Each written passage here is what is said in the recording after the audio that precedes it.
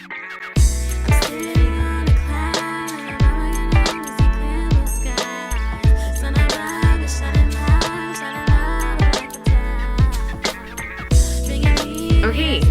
after some finagling, I'm here.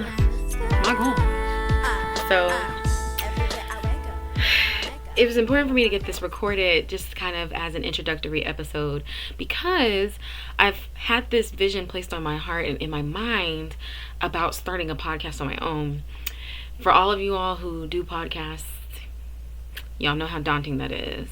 And so shout out to the Wonder Twin Chronicles, because I got a kind of honing from doing the podcast with Michelle, and I don't know where this vision initially came from, but I just I've never really been one to sit down and focus on anything except a video game.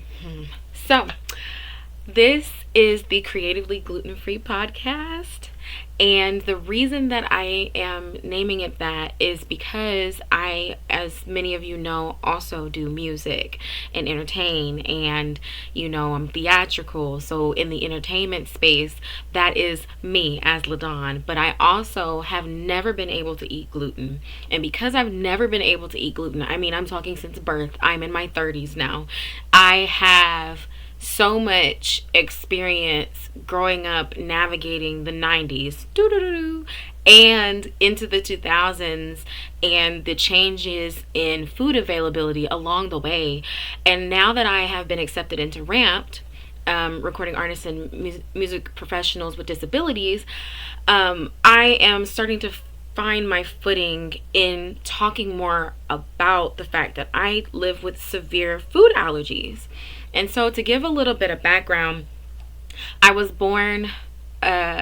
originally allergic to dairy, and I mean allergic, not lactose intolerant, but allergic.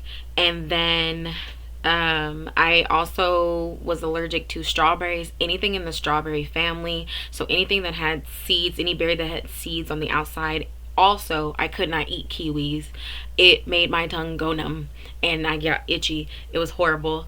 And then I also was allergic to, at the time, what we called wheat. So wheat is one grain, just one, and it contains a certain type of protein that my body thought anytime I ingested it, anytime I touched it, was just poison, basically. And so my immune system works against itself, and it makes me very ill and susceptible to other infections until my immune system recovers. And so I was a very sickly kid. A lot of isolation ensued because, you have to be careful what you eat and how you touch and what you have around her. And so the environment in which people had to adapt to had to be a gluten-free, safe space for me.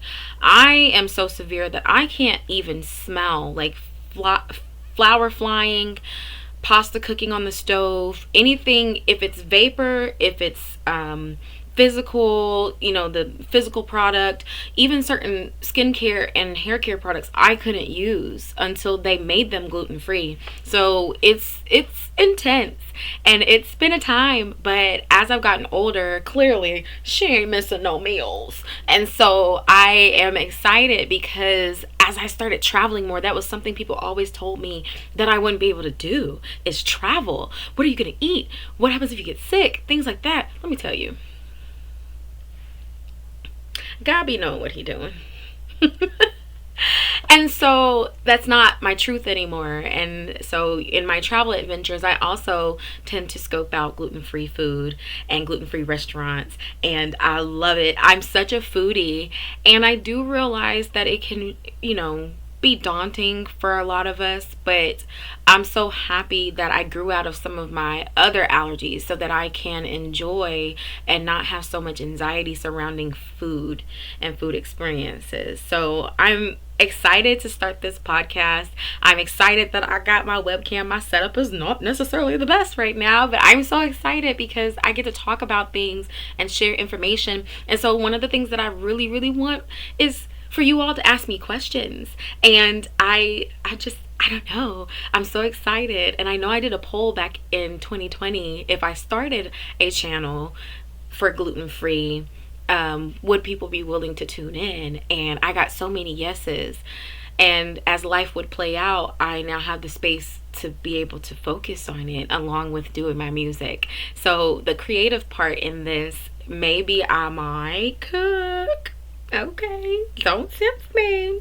I might cook, do some meal planning. There are certain other things that I want to do that I'll touch on later. But as of right now, I just wanted to give you all an introduction to me and why would you even want to listen to me talk about gluten free? I've never known anything else. It's the one food allergy besides pecans and walnuts that has stuck. I've never grown out of it. And so I still also have to be careful. And as somebody who is an entertainer, not a lot of entertainment spaces that I perform at are necessarily all that safe for me. And so I'm a 30 plus year well of knowledge and experience. Okay. So just know that I stand in solidarity with all my gluten free people. I also stand in solidarity with all of my nut-free people. Um, I I totally understand if nobody else understands, and so for a lot of you all who are still trying to figure out how to navigate it, if there's any food that you want me to review or anything, any questions, I'm going to put the email for right now. Just send it to ladon2010 at gmail.com. Keeping it simple. Didn't want to create another email just yet. I've got so many, but you can send your questions to that email, and I'll answer them on my episodes. Love it. So let's get into what I've been up to. Alright, I call this segment It's a Gluten-Free World for Me.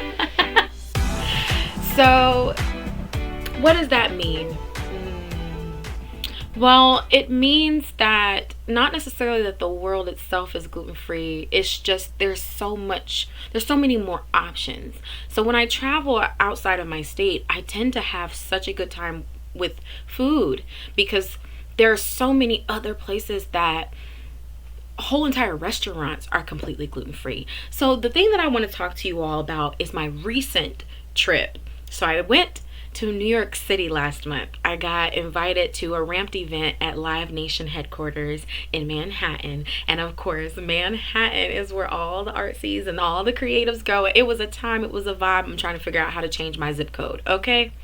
And so in that, I found 2 restaurants that were gluten-free before I got there. And then the third one I found on a whim when we were hungry and we had to leave the event. And so me and Precious went and we ate at this other restaurant. And so I am going to get into the food reviews with you all because I took a video. And so I'm going to wait until the next episode to really get into it. But let me tell you something. I lost my mind up there.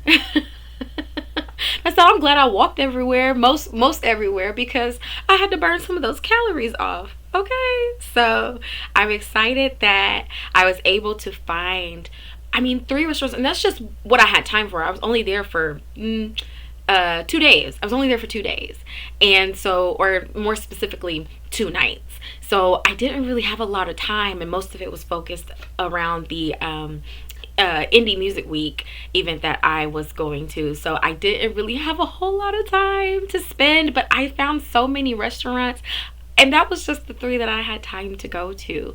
And so I'll talk about that in my next episode and really dive into the food reviews, and maybe it'll be a food review. And then this weekend, I'm actually going to be in Monroe, Louisiana, and I already found a gluten-free bakery that I'm going to try down there. So we'll get into it at a later time. I'm not going to bore you all with all the details right now. I just wanted you to start getting used to me, and I want to know you. So anybody that comes to this channel, anybody that comes to this podcast, just know that you are welcome. Ask me questions. It's all love.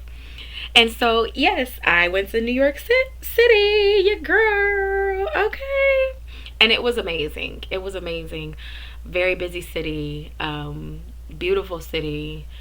Crowded city, but ironically it wasn't as crowded as you would think. Like the streets of the cars and the traffic and all that, absolutely, but it was.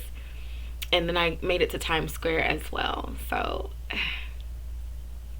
I'm already planning my next trip back. I really am. Okay, so in the, I guess, mood of keeping this short and sweet for the first episode, we'll call this the pilot episode. Um, I want to do a little bit of what I'm going to call gluten free speak. Okay, so gluten free speak to me is just any topic, anything that's happening in the world, in my personal life, whatever you all bring to me. And so I just want to speak about it and trying to bust some myths, trying to clear some perceptions, clarify information, things like that. And if you're an expert, if you're somebody that's in the medical field or the food allergy network or anything like that, and you want to come on and talk about certain things, I would love to have you on. I'm definitely looking for other actual professional input, maybe the biological side of it all. Anything that you all would like to see, definitely email me again at ladon2010@gmail.com. So I spoke a little bit about what my future goals for future episodes are going to look like. And really, it's just kind of whatever purpose served. And so my intention with this podcast is definitely to bridge in the gaps between a lot of perceptions surrounding gluten-free living. So you have a lot of people who have celiac disease, and then you have people like me who have food allergies. And the difference being, I've seen a lot of people who have celiac and it's really severe, even to the point where it upsets their respiratory system and hospitalizes them whenever they ingest too much gluten. But for people like me who have food allergies, we go into anaphylaxis and sometimes anaphylactic shock. What does that mean? I need an EpiPen and Benadryl gels. I keep them on me. I teach those closest to me how to utilize the epinephrine pen just in case I ever get into an allergic reaction that is super, super quick. A lot of people are familiar with how people with peanut allergies may have reactions. I've had a few that snuck up on me so very quickly, but luckily I've lived a life where I have acted very quickly to where I've never had to use my EpiPen. Knock on wood, the good Lord is good. And so it's a little bit more intense, life or death.